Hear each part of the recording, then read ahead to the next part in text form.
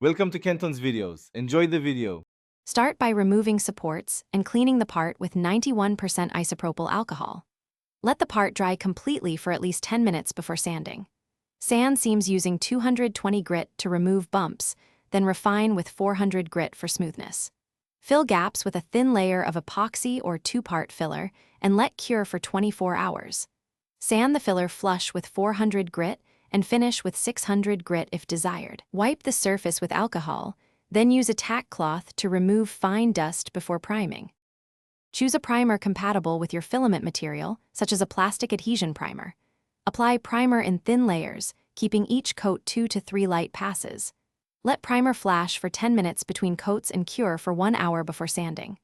Lightly sand primed surfaces with 600 grit to remove texture and build a smooth base.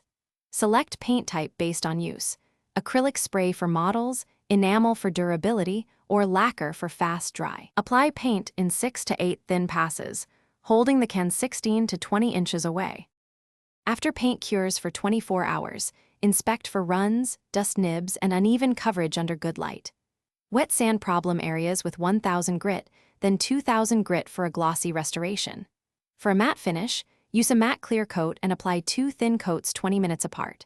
For gloss, apply 3 thin clear coats, allowing 24 hours full cure before handling.